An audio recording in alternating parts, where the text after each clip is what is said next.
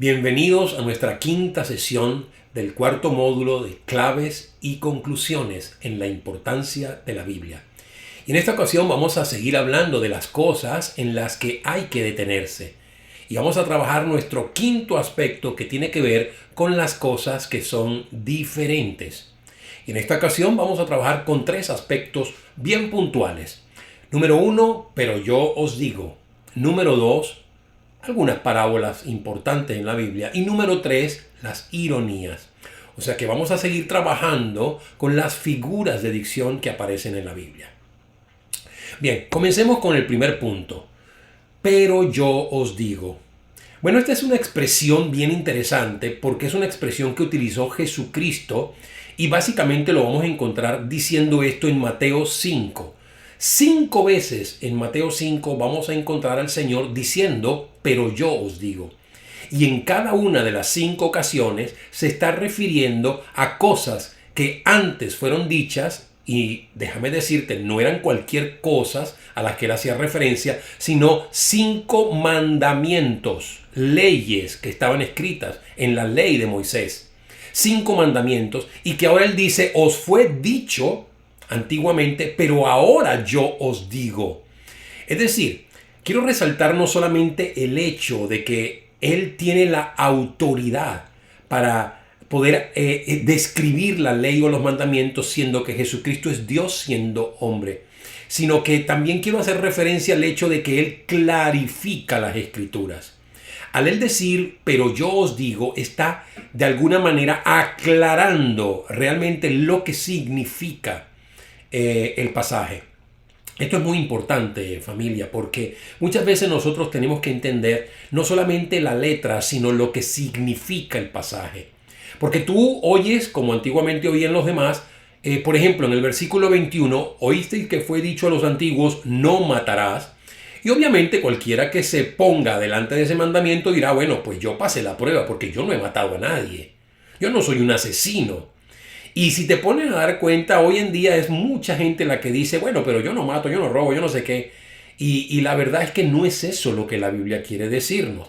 Por eso el Señor dice, pero yo os digo, que cualquiera que se enoje contra su hermano será culpable de juicio. Es decir, el mismo juicio sobre el que mata es el mismo juicio sobre el que se enoja. Es decir, que el asesino es igual también al que se enoja con su hermano, es un homicida. Dios está clarificando que no necesitas matar físicamente a un hombre, sino que también con tus hechos, con tus acciones, con tu mente, con tu corazón, puedes matar a alguien. Interesante esto. Por eso me encanta cuando explicamos esta palabra de pero yo os digo, porque nos hace ver la importancia de detenernos aquí, en darnos cuenta de que hay algo que parece diferente y es diferente en alguna manera. El Señor está aclarando que no matar no solamente se refiere al acto físico, y por eso dice, os fue dicho, pero yo os digo. Continúa diciéndolo 4 veces más y quiero revisarlo. En el versículo 27 dice, oísteis que fue dicho, no cometerás adulterio. Pero yo os digo que cualquiera que mira a una mujer para codiciarla, ya adulteró con ella en su corazón. De la misma manera que en el caso anterior nos damos cuenta que no solamente el Señor está clarificando qué significa ese pasaje, sino que ahora nos compromete más y nos lo pone muchísimo más difícil. Porque vamos a estar claros, asesinar es una cosa, pero enojarse contra su hermano, tal vez no todo el mundo será un asesino físico, un homicida, pero enojarse contra su hermano, yo creo que sí, cualquiera puede hacerlo. Al igual que el adulterio, alguien puede decir, pues yo no soy un adúltero, porque no ha consumado el acto físico, pero tal vez cuando te sometes a este pasaje, la Biblia dice que cualquiera que mira a una mujer para codiciarla, ya adulteró en su corazón. Por eso es interesante que la Biblia nos las pone bien, pero bien difícil. Lo mismo ocurre cuando nos habla del divorcio. En el versículo 31 dice, también fue dicho, cualquiera que repudie a su mujer, dele carta de divorcio. Pero yo os digo que el que repudia a su mujer, a no ser por causa de fornicación, hace que ella adultere. Y el que se casa con la repudiada, comete adulterio. Oye, es interesante porque vale la pena rescatar una vez más el os fue dicho, pero yo os digo. El Señor está diciendo, yo os digo que el que repudia a su mujer, a no ser, es decir, no te lo tomes como excusa, cualquier excusa para dar carta de divorcio, ¿sabes? Pero ¿qué pasa? Que a veces nosotros nos tomamos esto muy a la letra sin entender la esencia misma de lo que Dios quiso decir. No en vano recuerden que el Señor dijo en alguna ocasión que por la dureza del corazón se permitió esto. Pero en el corazón de Dios está el poder ser hombre y mujer, marido y mujer para toda la vida. De hecho, la Biblia nos muestra que el matrimonio es hasta que la muerte nos separe. Interesante. También encontramos otro mandamiento en el versículo 33. Además, habéis oído que fue dicho a los antiguos, no perjurarás, sino cumplirás al Señor tus juramentos. Pero yo os digo, no juréis en ninguna manera, pero sea vuestro hablar sí, sí, no, no. Qué interesante, me encanta esta palabra. Porque a veces nosotros creemos que el jurar es algo, no jurarás, no perjurarás, y es lo más importante. Pero, no se trata solamente el hecho de que yo sustituya la palabra jurar por prometo que, porque ese prometo que es sustituyendo a veces la palabra jurar. Pero ojalá que ese prometo sea, como lo dice, hay un compromiso de que mi sí sea sí y mi no sea no. Por eso cuando la Biblia nos enseña a través de Jesús en esta expresión, pero yo os digo, parémonos, detengámonos como en cada una de las expresiones anteriores, clarificaciones anteriores que el Señor nos da y pongámonos a pensar, ¿son nuestras promesas sí, sí en el Señor o no, no en el Señor? Porque la misma Biblia nos dice que es preferible que no prometas para que no cumplas y no que prometas y no cumplas. Así que yo te invito a que revisemos siempre lo que la Biblia nos enseña. Detengámonos y pongámoslo en práctica en nuestras propias vidas. En el versículo 18 dice una más. Dice, oísteis que fue dicho ojo por ojo y diente por diente. Pero yo os digo, no resistáis al que es malo. Antes, a cualquiera que te hiere en la mejilla derecha, vuélvele también la otra. Oísteis que fue dicho, amarás a tu prójimo y aborrecerás a tu enemigo. Pero yo os digo, amad a vuestros enemigos, bendecid a los que maldicen, haced bien a los que os aborrecen y orad por los que os ultrajan y os persiguen. ¿Te das cuenta?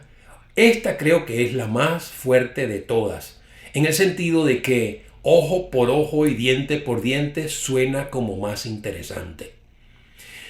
Pero la verdad es que la ley, el mandamiento, el Señor dice ahora, eso fue dicho antes, más ahora yo les aclaro. Yo quiero que ustedes sepan que si ustedes entienden que Dios es amor y que debemos entender que amarás a Dios por sobre todas las cosas. Y fíjense que la ley se resume en estos dos mandamientos. Y amarás a tu prójimo como a ti mismo. Obviamente el prójimo no distingue amigo o enemigo. ¿Te das cuenta? Por eso ahora el Señor aclara aquí que os fue dicho ojo por ojo y diente por diente. Os fue dicho, ¿verdad? Amarás a tu prójimo y aborrecerás a tu enemigo. Pero yo os digo, no resistáis al malo, pero yo os digo, amad a vuestros enemigos. Qué interesante. Es una reflexión interesante porque esto nos lleva a pensar que la mejor manera de que podamos entender esto es, número uno, que tú y yo somos incapaces de poder cumplir los mandamientos de Dios. Y que los mandamientos de Dios, la verdad en el Antiguo Testamento, no fueron dados para que nosotros los podamos cumplir, sino para que ellos sirvieran como un vehículo, un ayo que nos llevara hasta Cristo Jesús. Es decir, hasta la gracia, hasta el mismísimo Jesucristo. Para que entendamos que una vez que estemos en Él, solamente en Él podremos cumplir con la ley. Porque el único que la pudo cumplir a cabalidad es Jesucristo. Y ahí es donde se cumplen las palabras. Ya no vivo yo, mas Cristo vive en mí. Solamente bajo esas condiciones que nosotros podemos cumplir todas esas leyes, esos mandamientos que Dios establece en el Antiguo Pacto. Por eso espero que nosotros aprendamos a parar, a detenernos cuando la Biblia usa expresiones tan importantes como esta, pero yo os digo. Lo segundo que quiero compartir tiene que ver también con parábolas. Las parábolas, a diferencia de otras figuras como las metáforas, los símiles que vimos en la anterior sesión, pueden diferir muchas veces porque las parábolas contienen diversos tipos de figuras al mismo tiempo. De hecho, vas a conseguir parábolas en donde hay figuras de comparación o parábolas en donde hay figuras de contraste. Y es por eso que quiero hablarte un poquito acerca de Lucas 18. Y te invito a que hagas una pausa en este video para que puedas leer Lucas capítulo 18, todo lo que tiene que ver desde el versículo 1 hasta que completes la lectura de la viuda y el juez injusto. Una vez que hayas leído, te invito a que nuevamente te conectes para que continúes oyendo esta sesión. Bueno, espero que lo hayas podido leer para que entiendas de lo que estamos hablando. En la parábola de la viuda y el juez injusto, pudiera alguien decir que Dios nos está llamando a imitar, ¿verdad?, a esta viuda en su actitud y al juez en su actitud. Sin embargo, decirles que no se trata básicamente de esto. ¿Por qué? Porque si analizamos bien los pasajes que acabamos de leer, nos daremos cuenta de que este juez contrasta muchísimo con el juez que tenemos nosotros, que en este caso es Dios mismo. Jesucristo se convierte en nuestro juez, quien juzga nuestra causa. Y es obvio que la actitud de Jesús nunca jamás será como la de este juez injusto, empezando porque Jesucristo nunca será injusto, empezando porque Jesucristo jamás tomaría la determinación de hacer justicia solamente por interés personal. Es decir, para que esta mujer no me siga fastidiando, le voy a hacer justicia. No me imagino a Jesucristo haciendo justicia nada más que porque quiere sacarse de encima a alguien. Así que obviamente, habiendo aclarado el primer punto, esta es una figura que tiene que ver dentro de la parábola, una figura de contraste. Se está contrastando la figura del juez junto con la figura de Dios como juez. Dios es un Dios justo y Él hace justicia por las razones correctas. Sus motivaciones son justas, son correctas. Y eso es lo que marca una diferencia tremenda. Y ahora fíjense, la actitud de la viuda sí que es loable, porque ella las tenía de perder. Ella tenía que acudir a un juez que sabía que era injusto, que sabía que no le quería hacer justicia y que tenía que ir de continuo para pedirle que le hiciera justicia. Ahora, tú y yo, la diferencia que tenemos también con esta mujer es que nos vamos a acercar a un juez que sabemos que él sí que quiere hacer justicia con nosotros. Ahora, no estoy diciendo de que nosotros no debamos tener la actitud de la viuda, de insistentemente seguir acudiendo a él hasta encontrar respuesta a nuestra causa, porque yo estoy seguro de que el Señor responde. Él no se tarda, Él no demora. Lo que pasa es que el Señor tiene su tiempo. Recuerden, cuando al Señor le dijeron que su gran amigo había muerto, Él llegó al funeral al cuarto día. Y ahí se presentó en la muerte de Lázaro al cuarto día. Las hermanas ya habían dado por perdido que Él viniera. Sin embargo, Él se presentó ya cuando el cuerpo estaba que no daba más. Yo quiero que entendamos algo. Ahí en ese momento, cuando parece que ya todo se acabó, es cuando entonces nosotros debemos seguir insistiendo, porque Dios está siempre presente como Dios, como juez justo para impartir justicia. Interesante, ojalá que puedas seguir leyendo y meditando más en lo que esta rica parábola nos quiere enseñar. Pero sí, tengamos esa actitud. Lo tercero que quiero compartir contigo tiene que ver con las ironías. Y esta ironía que quiero compartir tiene que ver con una lectura en Lucas 8, desde los versículos 40 al 48. Y me gustaría que hicieras lo mismo. Haz pausa en este video para que puedas leerla y meditarla y luego vuelve a conectarte. Yo espero que lo hayas podido leer y que una vez leído podamos compartir esto, porque te darás cuenta de que había una mujer que tenía un flujo que no le detuvo con nada y que ella se acercó en medio de una grande multitud al Señor Jesucristo para tocar tan siquiera el borde de su manto. Así dice la palabra. Y resulta ser de que en medio de aquella gran multitud, el Señor ajetreado, el Señor lleno de sus discípulos y seguidores que le apretujaban, que le tocaban, que tenían contacto con él, lleno de una gran multitud. Llega esta mujer, ¿verdad? Y apenas toca su manto, ni siquiera físicamente lo tocó a él. Y la Biblia dice que se le acercó incluso por detrás, lo cual me parece bien interesante. Pero la Biblia nos revela que cuando esa mujer tocó, el Señor dijo, alguien me tocó porque de mí salió virtud, poder. Qué interesante, porque todo el mundo le tocaba y ahora el Señor irónicamente dice que alguien le tocó. A mí me parece curioso, pero lo que yo puedo sacar deteniéndome, observando bien lo que está sucediendo en este pasaje, es que no todos los toques son iguales. No todo el mundo toca a Jesús de la misma manera. Es decir, no es suficiente con tocar a Jesús, porque todos podemos tener un acercamiento y llegar a tocarle, pero tal vez nuestro toque es como el de las multitudes que no despiertan ni poder ni virtud en el Señor. Sin embargo, cuando esta mujer se acercó a él, dice la Biblia que el Señor notó que había salido poder de él. Examinemos cuál es la diferencia entre esta mujer y nosotros, parte tal vez de una multitud.